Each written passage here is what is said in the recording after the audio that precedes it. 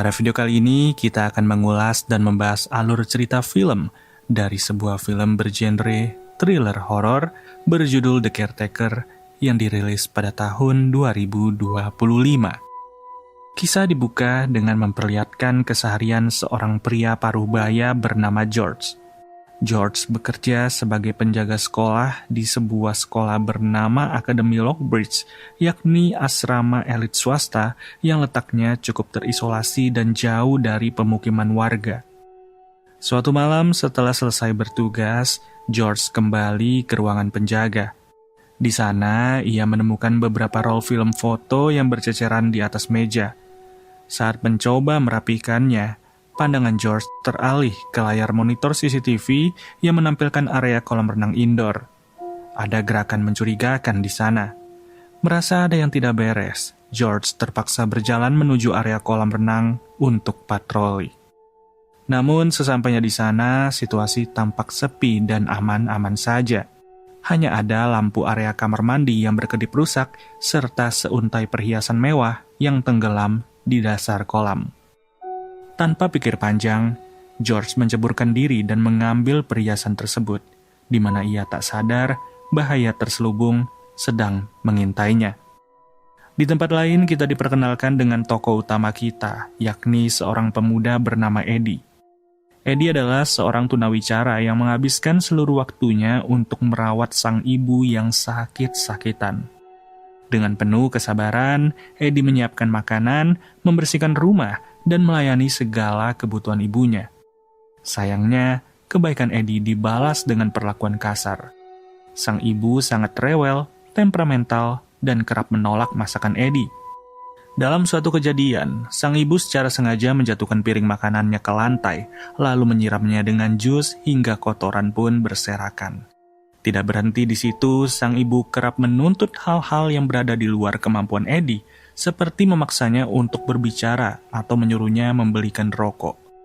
Ketika Eddie mencoba berkomunikasi dengan menuliskan pesan di atas kertas, sang ibu justru menepisnya dengan kasar dan membentak Eddie agar menggunakan suaranya. Bahkan, dengan nada penuh kebencian, sang ibu melontarkan kalimat yang menyayat hati, berbunyi, "Harusnya kamu yang mati saat itu, bukan dia." Seiring berjalannya waktu, ibu Eddie akhirnya meninggal dunia. Kehilangan satu-satunya anggota keluarga membuat Eddie kehilangan tempat tinggal yang sebelumnya disediakan oleh dinas sosial. Eddie terpaksa harus mencari pekerjaan dan tempat tinggal yang baru. Namun, dengan keterbatasan fisik dan riwayat pendidikan yang sangat minim, hampir tidak ada perusahaan yang mau menerima Eddie.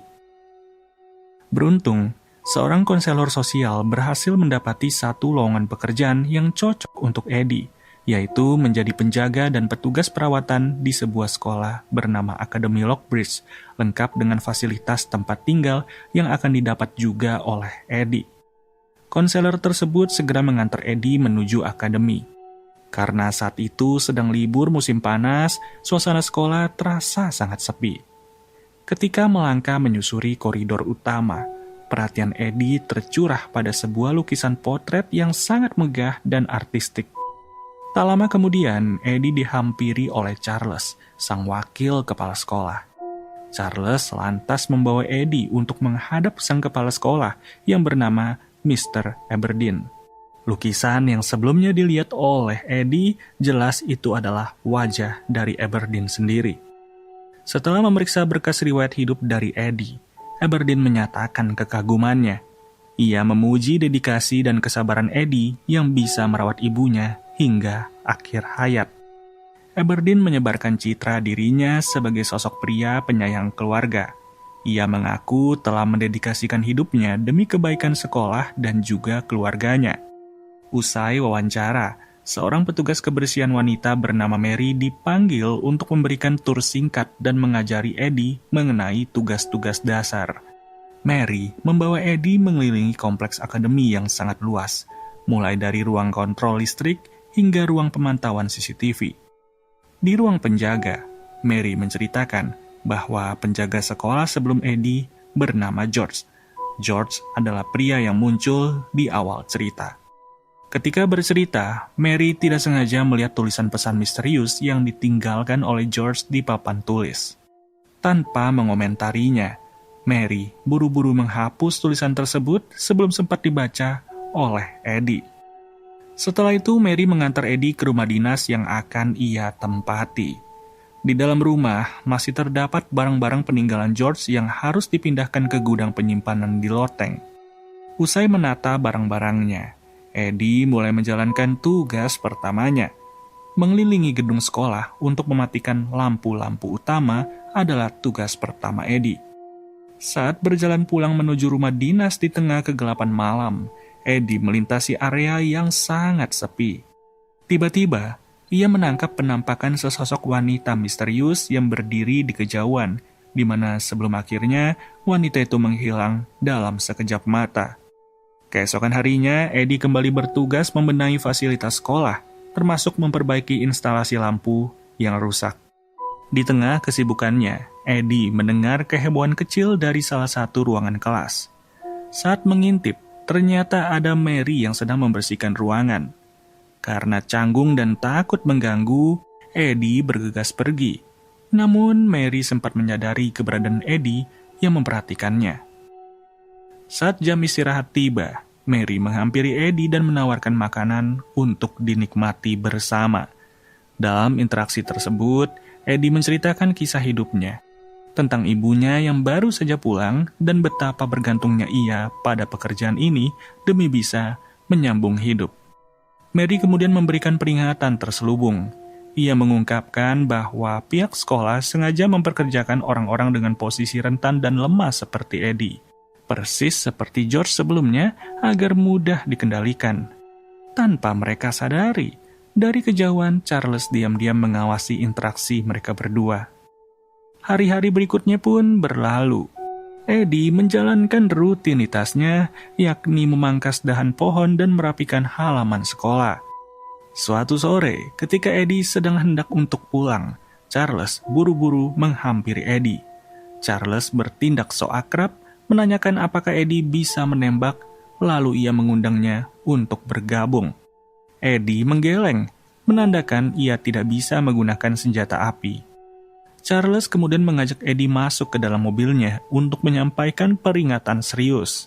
Dengan nada intimidatif, Charles meminta Eddie untuk menjaga jarak dari Mary. Charles mengungkapkan bahwa Mary tidak stabil secara mental, dan ia memperingatkan Eddie agar tidak mempercayai sepatah kata pun yang diucapkan wanita itu. Malam harinya, Eddie melihat Mary sedang belajar sendirian di perpustakaan sekolah. Eddie mengambil papan nama milik George lalu menemui Mary. Menggunakan catatan tulisan, Eddie bertanya kenapa George mendadak berhenti bekerja. Dengan berbisik, Mary mengungkapkan fakta mengejutkan bahwa George tidak mengundurkan diri, melainkan tewas tenggelam di kolam renang. Pihak sekolah mengklaim peristiwa itu sebagai kecelakaan murni. Namun, Mary meyakini ada yang tidak beres. Sebelum tewas, George terlihat sangat paranoid, mengoceh bahwa sekolah ini beracun dan mendesak Mary untuk segera melarikan diri. Mary menjelaskan bahwa ia adalah seorang imigran yang sangat bergantung pada pekerjaan ini. Satu-satunya cara agar ia bisa keluar dari tempat ini secara legal adalah dengan lulus ujian masuk universitas. Di tengah percakapan intens tersebut, suara langkah kaki terdengar dari kejauhan. Takut tertangkap basah, Mary terburu-buru merapikan bukunya dan ia pun pergi. Seperginya Mary, Eddie mendengar suara aneh yang bersumber dari lantai bawah gedung. Namun saat diperiksa, ruangan dalam keadaan kosong melompong dan semua pintu terkunci rapat. Eddie lalu melanjutkan patroli malamnya. Ketika menyusuri sebuah koridor, lampu penerangan mendadak berkedip-kedip sebelum akhirnya padam total secara bersamaan. Eddie bergegas kembali ke ruangan kontrol CCTV untuk memeriksa situasi. Namun tidak ada tanda-tanda keberadaan orang lain di layar pemantau. Keesokan harinya, Eddie dipanggil menuju departemen seni. Di sana, ia bertemu dengan seorang staf wanita bernama Lisa. Saat Eddie mencoba berkomunikasi menggunakan buku catatannya, Lisa secara tidak simpatik merebut buku tersebut dan membuangnya, menganggap Eddie tidak membutuhkannya lagi. Lisa kemudian memerintahkan Eddie untuk memindahkan beberapa kanvas lukisan. Saat mengangkat salah satu kanvas, Eddie melihat tulisan nama Holly tertoreh di sudut lukisan. Usai tugas selesai, Lisa membuang sisa cat basah dan barang-barang bekas ke tempat sampah. Beruntung, Mary menemukan buku catatan Eddie yang terbuang dan mengembalikannya.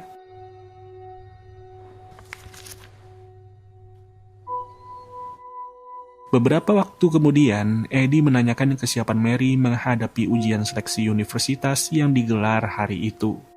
Mary menegaskan bahwa ujian ini adalah jalan tunggal baginya untuk meraih kebebasan. Menunjukkan rasa tertariknya pada Eddie, Mary mengajak Eddie untuk jalan bersama nanti malam setelah ujian selesai, yang dimana ajakan tersebut disambut oleh Eddie dengan senang hati. Namun, kedekatan mereka kembali dipantau oleh Charles melalui jaringan CCTV. Merasa cemburu dan terancam, Charles memanfaatkan pengaruhnya dengan menghubungi salah satu kenalannya yang menjadi pejabat pendaftaran di universitas tempat Mary mendaftar. Malam harinya, Mary membawa Eddie ke sebuah area tebing di tepi laut, tempat tersembunyi favorit Mary untuk menenangkan diri saat merasa tertekan oleh situasi sekolah. Namun, kencan pertama mereka harus terpotong karena hujan deras mulai turun, memaksa mereka kembali ke akademi. Setibanya di sekolah, Mr. Aberdeen memanggil Eddie ke ruang kerjanya. Aberdeen mengungkapkan kekhawatirannya mengenai Lisa yang ternyata adalah putri kandungnya. Aberdeen menyebut bahwa Lisa belakangan ini mengalami tekanan emosional dan gangguan mental yang begitu berat. Karena melihat Eddie beberapa kali berada di sekitar Lisa, Aberdeen memerintahkan Eddie untuk memata-matai Lisa secara diam-diam dan melaporkan segala aktivitasnya. Sembari menjalankan perintah tersebut, Eddie melanjutkan tugas perbaikannya. Di salah satu sudut ruangan, Eddie menemukan lukisan potret dari seorang remaja perempuan bernama Holly, nama yang sama dengan yang tercantum pada lukisan milik Lisa. Di bagian sekolah yang lain, Charles mendatangi Mary yang sedang bekerja sendirian. Diselimuti cemburu buta, Charles menyudutkan Mary. Ia mengingatkan bahwa ialah yang telah memberikan Mary pekerjaan, tempat tinggal, dan jaminan hidup bagi Mary sendiri. Namun, Mary langsung menepis secara tegas, menyatakan bahwa ia telah membayar semua kebaikan itu dengan kerja keras dan menegaskan tidak ada hubungan pribadi di antara mereka berdua. Ketika Mary berusaha pergi, Charles mengunci pintu ruangan. Dengan nada mengancam, Charles menyatakan bahwa ia dapat dengan mudah mencabut rekomendasi visa Mary dan menggagalkan ujian masuk kuliahnya. Charles bahkan lepas kendali dan mencekik lehernya Mary secara kasar. Setelah serangan impulsif itu, Charles mendadak memeluk Mary yang ketakutan dan membujuknya agar tidak melawan. Charles kemudian pergi meninggalkan Mary yang menangis histeris. Sementara itu, Eddie mencari informasi mengenai identitas Holly melalui komputer sekolah. Hasil pencarian menunjukkan bahwa Holly adalah salah satu murid paling berbakat di Akademi Lockbridge yang dilaporkan menghilang secara misterius beberapa waktu lalu. Dengan dugaan awal, ia telah melakukan tindakan penyelesaian hidup sendiri.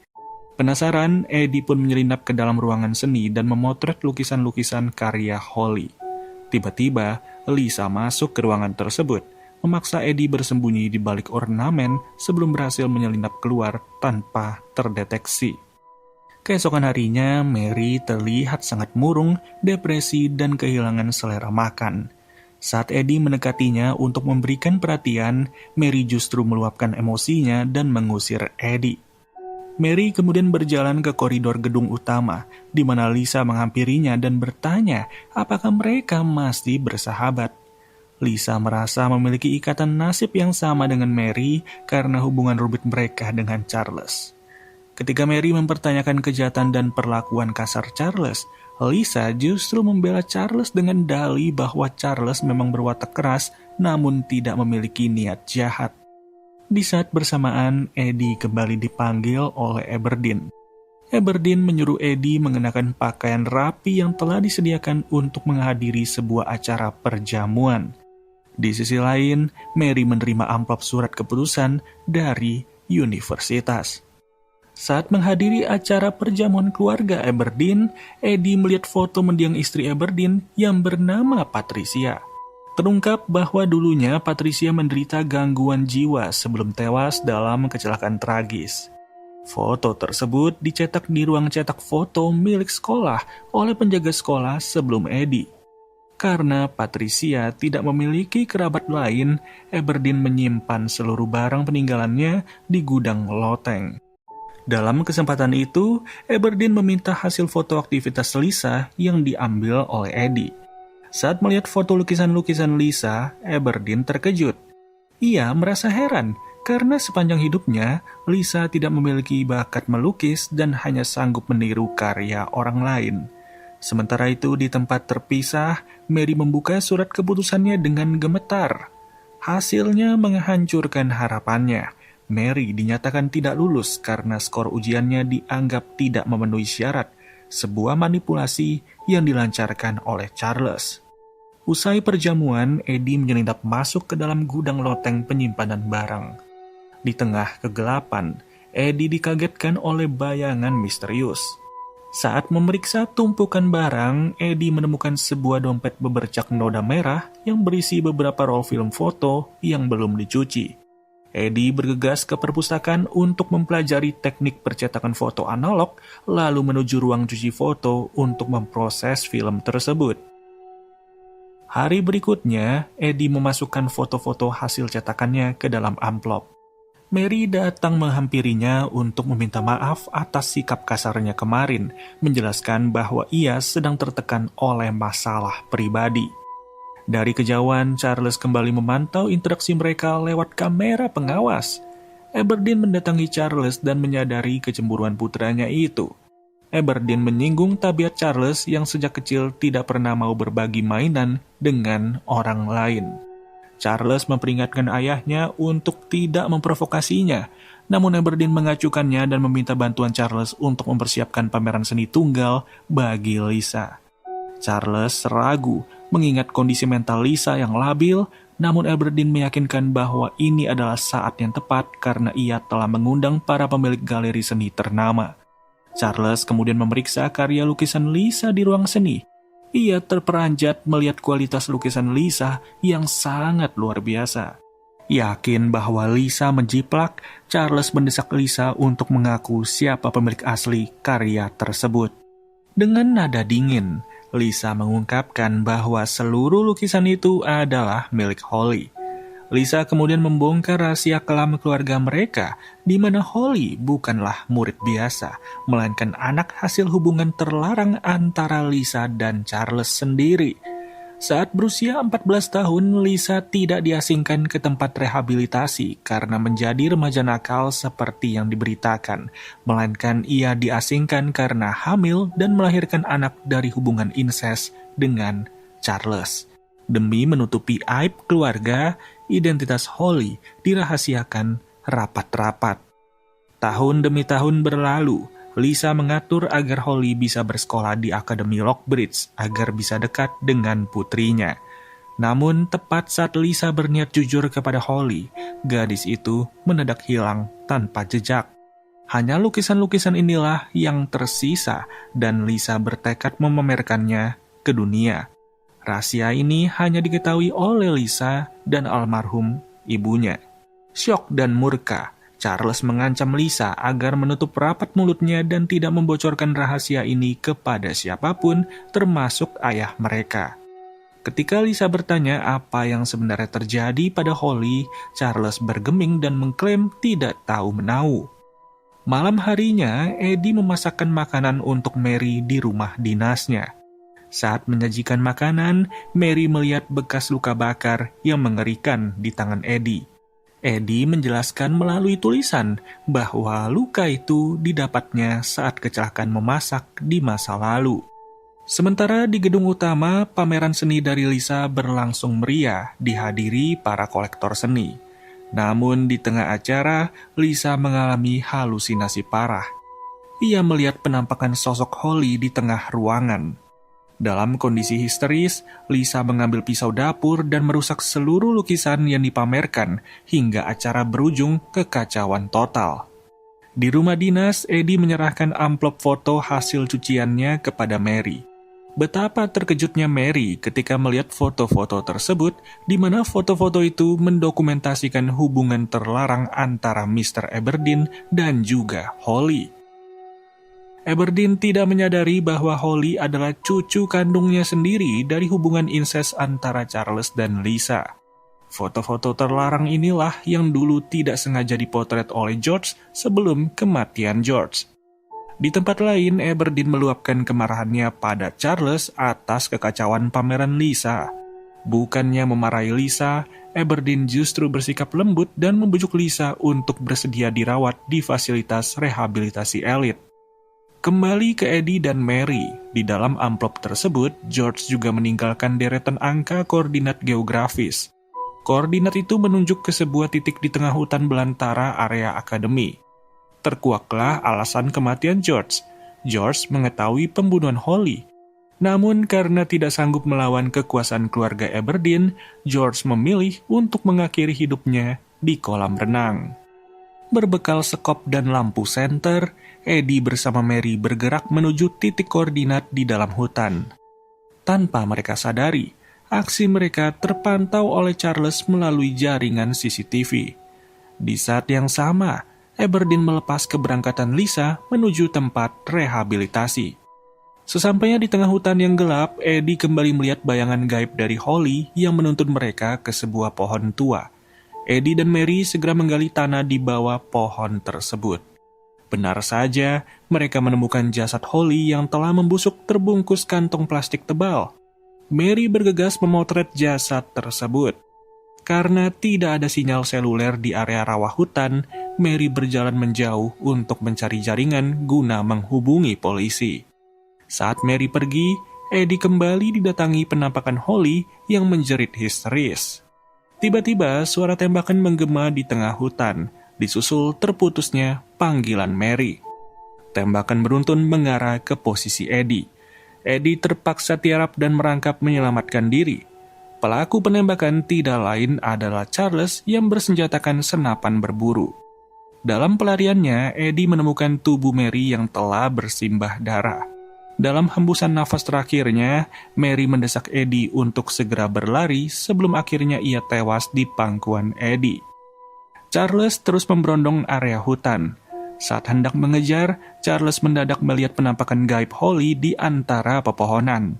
Dengan panik, Charles menembaki bayangan tersebut hingga wujudnya lenyap.